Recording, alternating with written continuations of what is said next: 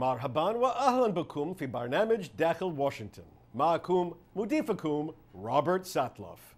كما قال الفيلسوف اليوناني أرسطو: كل شيء باعتدال، ولكن الحكومة الفيدرالية تخالفه الرأي.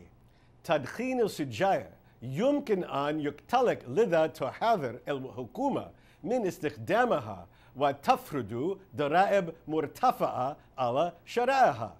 الآن يجري جدل حول السجاير الإلكترونية.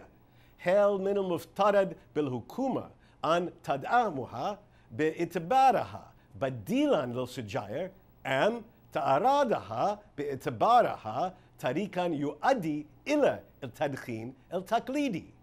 أم هل ينبغي إلا يكون للحكومة دور في هذا الأمر على الإطلاق؟ لمناقشة دور الحكومة في القرارات المتعلقة بالصحة يسرني أن أرحب بكاري ويد وأريل كوين. Welcome back to داخل Washington. This week we're going to discuss how the federal government makes decisions about Americans' health. And I'm delighted to welcome Carrie Wade and Ariel Cohen to our show. Thank you for being here. Thank you for having me. So first, let's step back and ask the general question. Is there a principle that guides the federal government on everything from vaccines to cigarettes to seatbelts?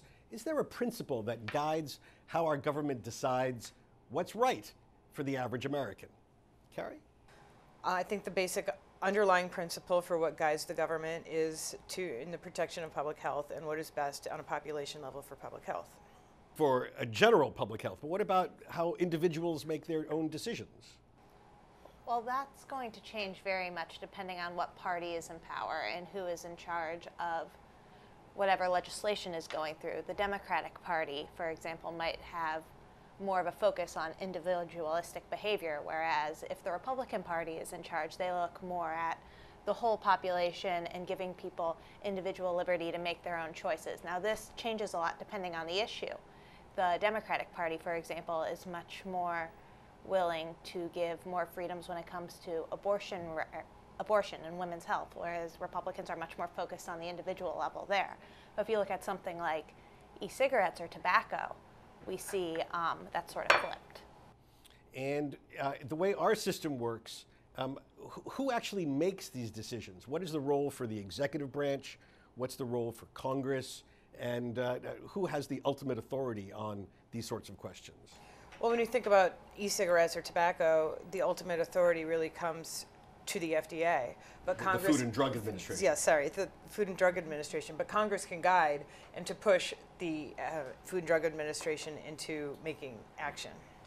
And so does the impetus for these decisions start with the executive branch, or does it tend to start in Congress? What's your experience? A lot of times this happens on the congressional level. Representatives hear a lot from the people in their districts back home about what they want. Maybe they get a lot of pressure from corporations in their districts, outside groups. They say, you know, I'd really like to see a change when it comes to the sale of e-cigarettes, and they feel a lot of pressure to act. So Congress might mobilize first. They put a bit of pressure on the executive branch or the Food and Drug Administration, and that can sort of lead action. And do we have polling that shows one way or the other? Do the American people think that they are being overprotected, that they're being underprotected, or are there specific issues that they would like the federal government to be more or less a nanny for their decisions? I think it totally depends on the issue that you're looking at. So when it comes to e-cigarettes, I feel that my instinct is that the general public thinks that they're being underprotected from the threat of e-cigarettes or the perceived threat of e-cigarettes. When it comes to vaccines, they might feel that they're overprotected. Interesting. Do you think that's right? I would generally agree with that. Yes, it's very issue dependent. If you look at the past year, there's been a lot of interest in the public in Congress at the executive level on putting controls and protections surrounding opioids, and opioid abuse has been something that the general public has wanted a lot more protection on. But oftentimes the public does not want the government interfering with their life. So it's really a balance and very issue dependent. So let's take a look, before we get into the e-cigarettes, the sort of the nouveau question. Let me ask you about cigarettes, good old-fashioned cigarettes, because we in America have now gotten used to the starkest of stark warnings and extraordinarily high taxes on a packet of cigarettes. Do most Americans think this is just about right, or too much, or too little? What do you think? I can't answer for the American public. I mean, there's been warnings surrounding cigarettes for a very long time. This is something that's sort of part of American culture at this point. You walk into a pharmacy or a drugstore and you see, you know, big signs on cigarettes warning, this could kill you. Do not smoke if you are pregnant, if you're under a certain age. I mean, it's everywhere. You can't smoke in restaurants now. There are a lot of protections surrounding this. In the past about 10 years, smoking has gone down about 10% among the American public, but a lot of people have been turning to alternatives as they try to either quit smoking or they look for something that's a healthier alternative.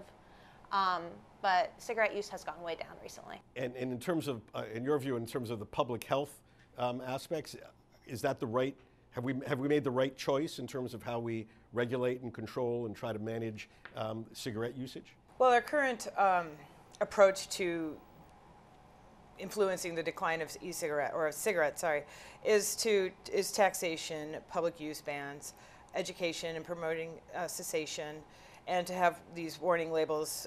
You know, the United States has written warning labels. Some countries employ a graphic or pictorial warning label, and these have certainly influenced the decline in cigarette use, which is a good thing. But when it comes to employing other ways to promote cessation or to switch, we haven't really quite gotten there yet. We haven't really developed a solid framework. So what would be other ways to do that? Encouraging people to switch from the most dangerous product, like a combustible cigarette, to a reduced risk product like snus or an e-cigarette or heat not burn product. All right. So the e-cigarette question. Should the government promote e-cigarettes as an alternative to traditional cigarettes, or should they dissuade Americans from what might be a pathway to cigarettes? Well, this is an interesting question when you're thinking about the role of the government and government influence in public health. One way to do this would be to decrease the role of the government and to decrease the regulations to move e-cigarettes and to allow a pathway for innovation into approval. But the other flip side of that is to actually have the government encourage the use of e-cigarettes for smokers to switch. And this can be done in the UK, where physicians are encouraged to recognize the cessation potential of e-cigarettes from combustible use. So we see both sides of it. But if we see both sides of it, someone has to make a decision. Yes. One big problem that the government has been dealing with recently is that e-cigarettes and vaping and something called juuling has gained a lot of popularity. What is that? It's a form of an e-cigarette. It's a popular form of e-cigarettes. It has become very popular among young people under the age of 18, which is an age where it's not legal to be smoking cigarettes. And a lot of these companies are creating flavored e-cigarettes and that are meant to attract younger people, or at least that's how the FDA is seeing it. I mean, their flavors like cotton candy or cupcake, and that's not meant to attract necessarily a 50-year-old smoker who's transitioning off cigarettes. So the Food and Drug Administration recently released guidance saying that if you're going to sell these flavored e-cigarettes, you can't do it at a storefront. You have to do it through the internet and have some sort of age verifications to try and prevent these younger people from getting these sort of flavored e-cigarettes. So the idea is that e-cigarettes do pose a risk of being a pathway to regular cigarettes for young people. Because there are a lot of young people who weren't smoking before, who are now using these e-cigarettes. They think it's fun. They think it's not as dangerous because, you know, you grow up in this culture where cigarettes are very bad. Secondhand smoke is bad. Cigarettes, they smell very strongly and people don't like to be around it. They cough. But when you're around an e-cigarette, you don't really get that scent. You don't get that dangerous thing. It doesn't look the same as a cigarette. You know, maybe it smells like a cupcake. So people don't think it's necessarily so dangerous, you know, kids in high school. So that's the main problem with e-cigarettes right now that the government is dealing with. How to allow these to be a public good for people who are trying to get off smoking cigarettes, which is very bad for your health, versus kids who necessarily weren't doing that and see it, think, oh, this is fun, but now they're using an addictive product. So is the government doing enough or too much to try to prevent young people from doing this? Well, the government is appropriately trying to reduce the use of e-cigarettes among young people, but the research isn't quite there yet because, as you mentioned, the e-cigarettes are attractive to adults and children or youth, but we don't know if that is a deterrent for future smoking, which, if it is in youth, and it probably is very important for the protection of public health. A deterrent for future smoking? Yes. So if what we don't know is, and what research can't really show us, is how many, and we won't know for quite some time, is how many kids would be smoking otherwise, but instead have started using an e-cigarette, therefore getting them off the path of future smoking. I see. So that would be very important, and we need to think about that. And when it comes to flavors, one of the attractive things about these flavors, I mean, how they're branded is a totally different issue, but the actual flavor is very interesting to people, and that might be an incentive for people to switch away from tobacco flavors. So it'll be years before we have the evidence one way or the other. It's just too new. So, you know, there's paths, the population assessment to tobacco and health studies, and there's other, monitoring the future and National Youth Tobacco Survey.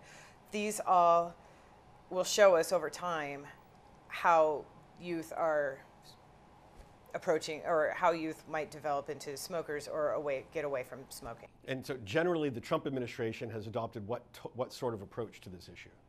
Well, as I said before, they've been trying to cut back on the sale of flavored e-cigarettes because that is what's most attractive to younger people. As I said, you can't sell those at most storefronts now. They have to buy online. There has to be some sort of age verification, and it's unclear how well that is working, but the idea is to get it away from younger people. Also, a lot of times, the vape, the thing that the e-cigarettes are smoked from, it can be designed to look like, something sort of cutesy, maybe like an animal or an ice cream cone, and that isn't necessarily meant to attract an older person. So cracking down on things like that. And I mean, there are small steps, but the idea is just to make them less attractive, to make them less cutesy, to make them less hip, and make them be seen as more of what they are, which is a smoking product. All right. When we come back after the break, we're going to move from a discussion of e-cigarettes to questions regarding opioids, drugs, and marijuana in just a moment.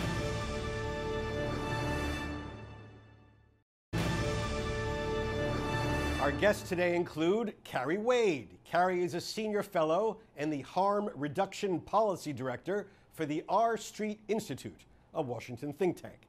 She previously worked as a drug abuse researcher at the University of Minnesota and the Scripps Research Institute in La Jolla, California. She received her bachelor's in neuroscience and doctorate in pharmacology from the University of Minnesota and a master's in public health from Johns Hopkins University. Sitting to her left is Ariel Cohen.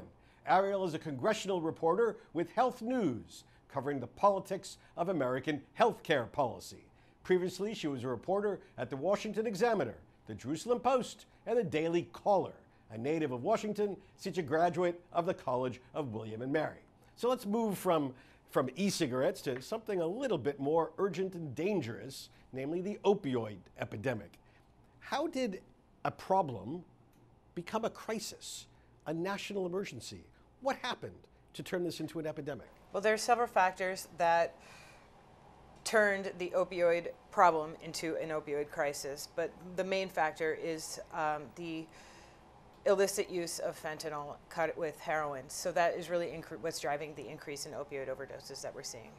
So it's the illegal use, it's not the overuse of legally prescribed drugs.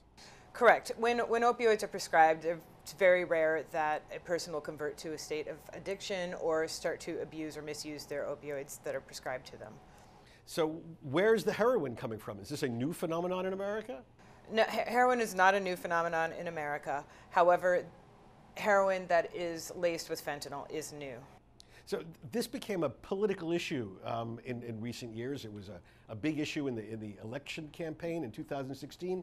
How did this happen? Where did this come from? Well, I would tend to disagree a little bit with that. It's not prescriptions that are leading into this issue. A lot of times what trends have been showing is that people are overprescribed opioids, or maybe they have a small back surgery, or they get their wisdom teeth removed, and they're, instead of being prescribed, you know, opioids for a short period of time, they get a prescription that lasts them for 60 days, and then suddenly they're hooked on these very strong drugs, and the body craves them.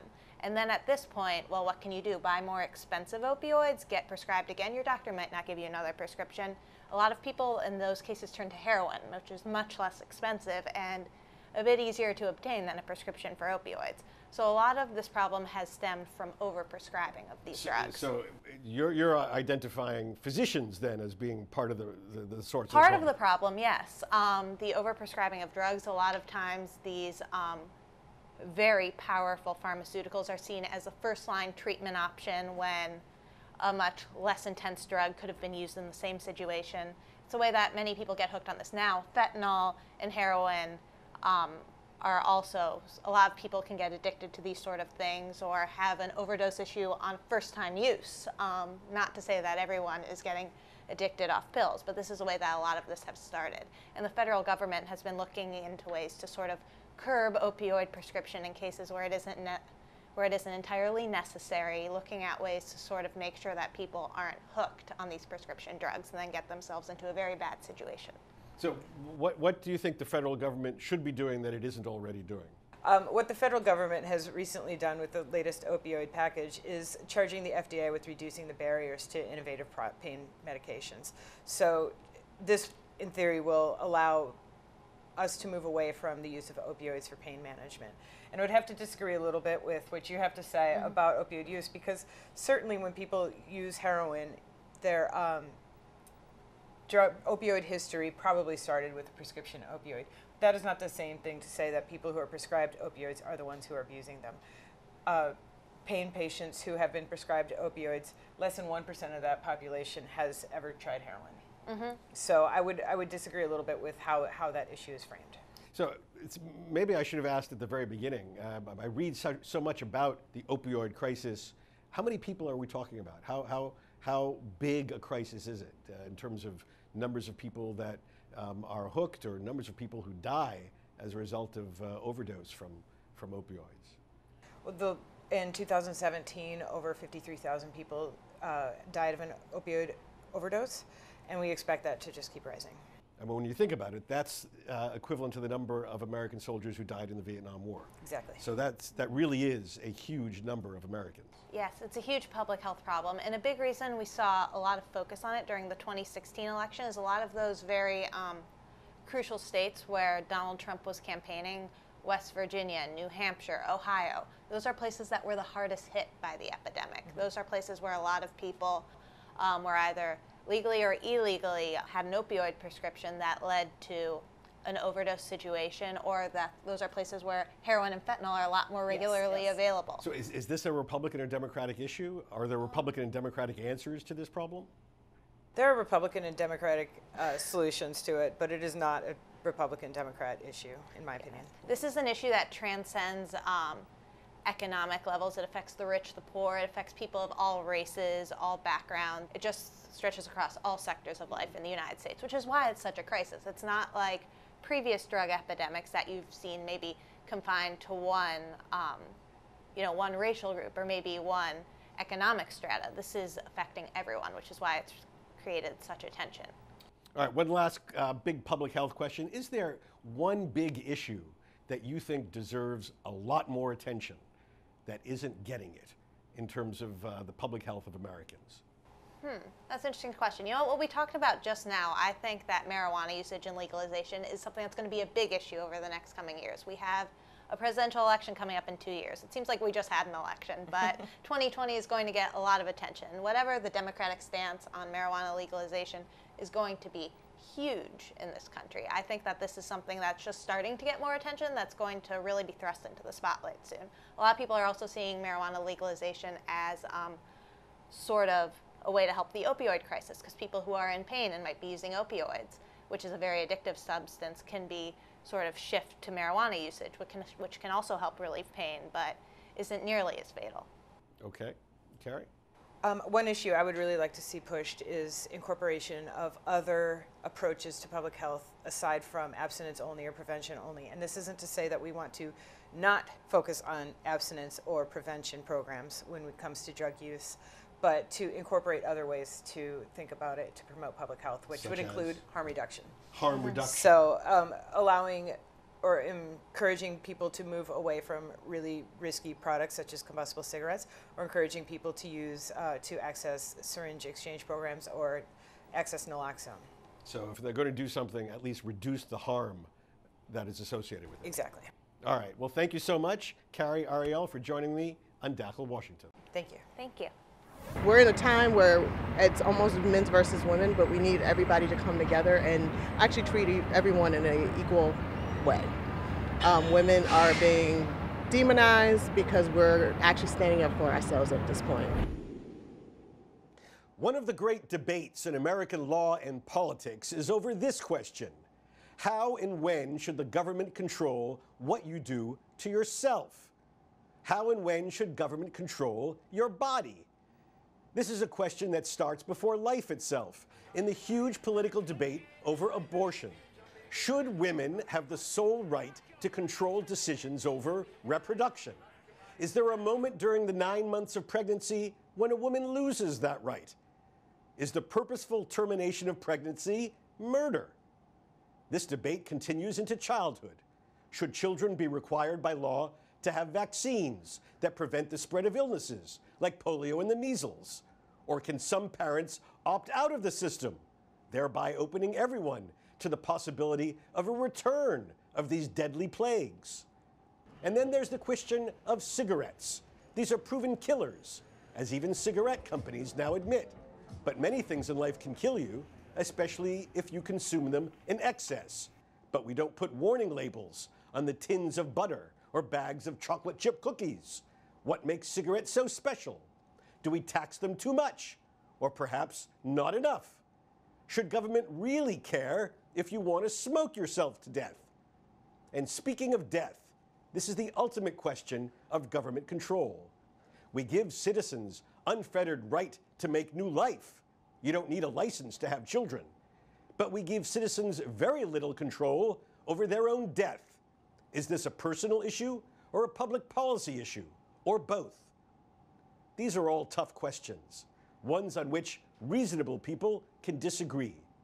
There are times when I strongly favor individual liberty, the principle on which our country was founded.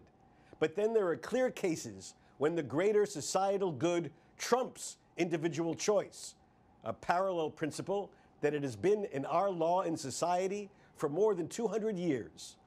Individuals can live by strict principles, religious and otherwise, but government must be flexible, living, growing, and changing, just as science, technology, and society changes too.